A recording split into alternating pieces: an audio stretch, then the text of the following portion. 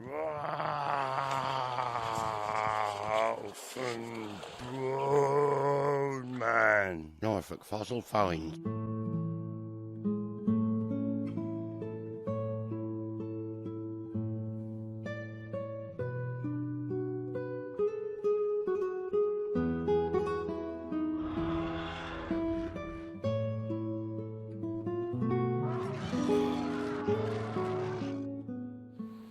Such a beautiful evening, I thought I'd see you out here.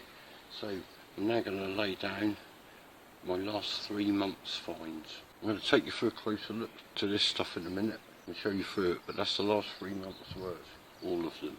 And then I'm going to take you through some really special ones. It's not along with other things I've found, but there's some pretty amazing bone there.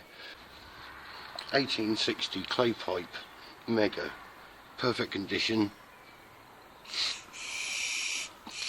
I could smoke for it if I wanted to. Phenomenal. I checked back to see what the population of the earth was back then, and you wouldn't believe it. It's just amazing.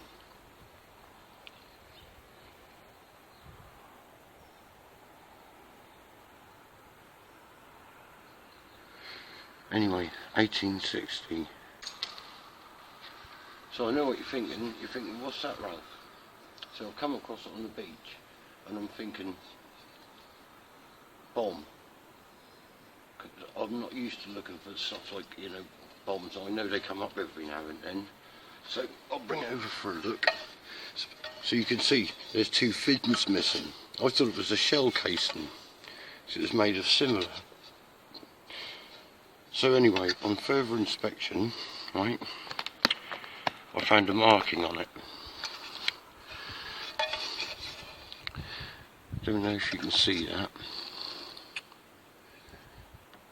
A little anchor stamp and TW. Well, that TW stands for Thomas Ferdinand Walker. Thomas Walker patented this in 1860. I'm going to show you a diagram and how this works, but basically this was thrown behind a boat and was drawn through the water, attached to various other parts, which I'll show you a diagram shortly of exactly how it works. This spins and turns a log, a dial, inside the boat, and it would tell you your speed and distance travelled. How cool is that? It's a tachometer basically, but an old one. But they were still using these right through to the early 1900s, you know, around the Second World War time and that. And then there was a more improved one made later, right up until 1994. But how cool is that? Such a great backstory. I loved that. While we're on the ship's theme, look at that little beauty. Appears to be bronze if you can just check out. But it's so patinated due to being in the sea for God knows how long. There's no markings on it to age it. The ringer's missing. But it's a very weighty thing. It's obviously a ship's bell, but God, what ship did it come off? Imagine. There's no way of telling, is there? Unless you're a bell expert or metal forger, and you could tell where that was made. If anyone knows anything about it, let me know. Moving on from that ship's find, I've never shown you before one of my first beach finds. Now look at that side. That's a concretion and a half, isn't it? This was entangled in a whole block like this, which I then got. I actually broke it down. It was all that heavy that I actually left it there till the next day. This was a while back, and then I went back to get it. I broke it up and I carried it home. Look at that, a sailing block from a ship with wooden cheeks inside, all concreted inside. Look, there they are. Look. What ship did that come off? I've looked. It could have come off herring trawlers near Yarmouth, but it could have been anything. God knows. But look how the rope rotted away and left the rope pattern. If anyone knows any more information on stuff like that, I'd love to hear from you in the comments, please, because I'm always trying to learn more. Amazing. And I've got to be very careful here. I've put my health and safety beard and hair on. I couldn't believe it when I come across this. I need to get it deactivated. a live, unfired World War II 50 caliber bullet. Measure that, but that bullet goes all the way into the back of there, so that bullet is, let's measure it.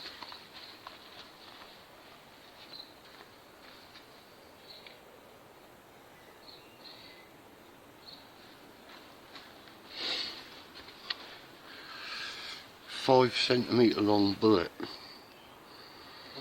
This thing, apparently, there was never anyone ever wounded to say what it was like being shot by one of these, because 3 of them would cut you literally in half.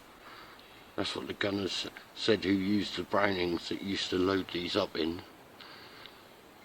So I've been watching some deactivation videos, but like, I'm a little bit wary, because a guy on there tells you how to deactivate a World War II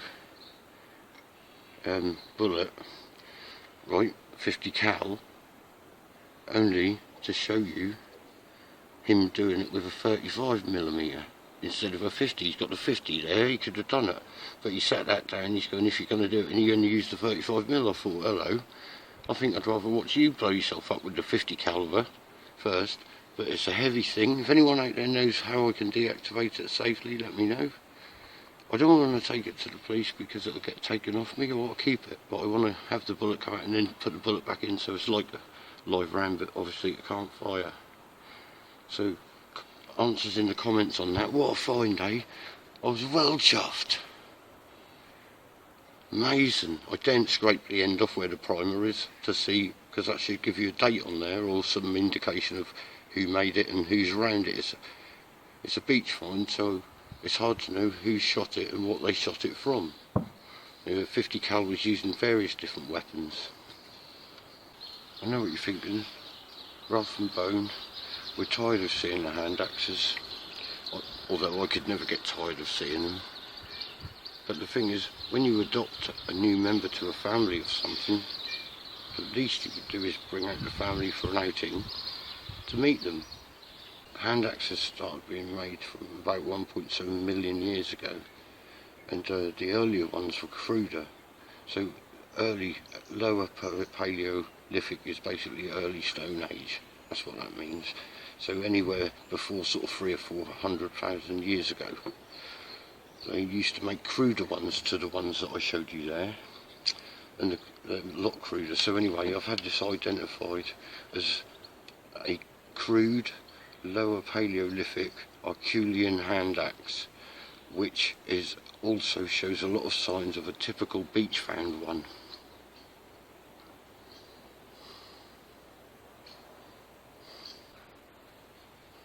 A lot cruder to the detail you see on here, isn't it? Again, but it's textbook shape if you look online for one of these, right? And look how it fits again. Now, one of the disputes about hand axes is that we know they didn't chop trees down with them, but they were for cutting carcasses, etc. But the funny thing is there's a small minority who believe that they used to throw these to hunt. I think that's ridiculous. Try throwing that at something, yeah, you got no chance of killing it. I'm the luckiest man alive, aren't I? 3 hand axes there.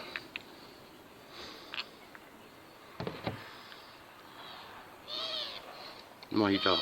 I found mammoth tooth, baby mammoth tooth, you know, sections, fragments. Then I got to the point where I got a substantial bit of southern mammoth tooth, which I've had identified by the London Museum of Natural History. Beautiful thing. I thought at the time, I thought I couldn't get any better. I found many of the significant finds, like the hand axes and my antler I've got, which is amazing. And now I've found a lot more antler. I've also found quite a bit more mammoth tooth. And when I found this was substantial. And you're always in the back of your mind, you're thinking, when you see these people holding these full mammoth teeth, you're like in awe. A whole molar, it's like, what a fossil. I don't think it gets a lot better other than a tusk, a full tusk, not tusk bits like I've got. So then I came across this piece, didn't I? And I thought, Jesus Christ, I'm moving up. Look at that. Another southern mammoth. Heavy piece of mammoth tooth, that. Amazing. I don't know. So basically these, they're called plates. And this here is the enamel that makes a pattern at the top that goes all the way through. Inside there is dentine inside there, and then holding it all together is cementum. And basically I'd worked really hard recently, and I think I deserved it for how much I put in. So you can imagine how pleased I was when I found this.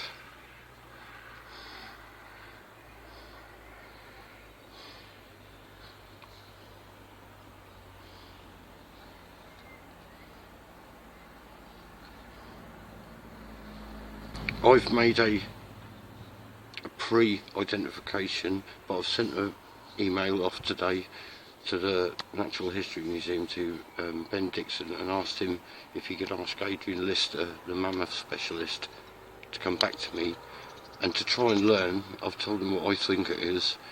I think it's being as it's turned that way, it's got a curve outwards, so that way. I believe it's a lower left molar of a mammoth, and they had 2 sets of 6 teeth, and they mark them with P, which is premature, and M, which is mature. And judging by the length of this, which is around 15 centimetres, it's around the point of a premolar number 4. That's what I've asked for, so when I get confirmation back I'll let you know. But you can, it's hard to talk about it because it's probably is up there with the best find I've ever found. I'm so happy. Right, okay, within the next 2 days I'm doing a serious competition, right, and I'll explain it all on the video I'm going to show you, and leave the details in the description section. But I need to up my game, because like, social media is changing. I don't enjoy it very much anymore, and I deserve more subscribers. Work hard to try and show you things, try and make you laugh and stuff. So I do deserve more. I enjoy my collection anyway, but I like to share it with other people. So this is going to be a 500 subscriber milestone, and I'll explain. Everyone will get entered who does subscribe, but I'll explain how to do it in the next video, which will be coming out either tomorrow, the day after at the latest.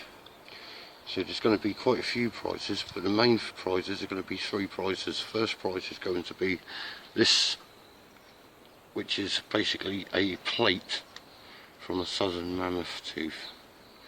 That's first prize. I don't like to sell things. I'm prepared to do this to hit 500 subscribers. Like I say, I'll explain it all in the next video, but that's going to be first prize. Second prize is going to be this lovely piece of tusk, proper mammoth tusk. Third prize is going to be a lovely piece of red deer antler. These are all fossilised, quite heavy. Then after the third prize, this is going to be the next 20 people who get drawn out of a hat once it's done are going to each get a fragment of fossil bone from my collection.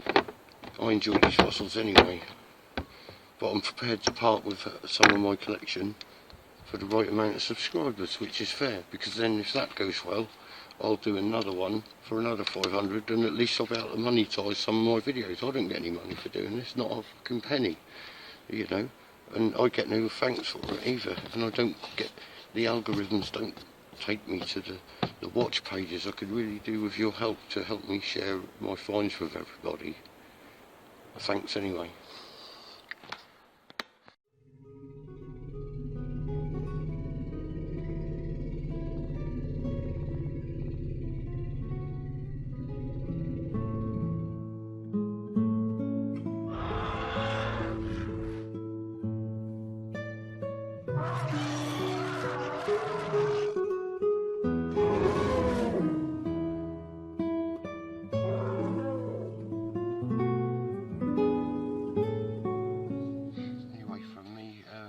Bone, until the competition video comes out. Over and out.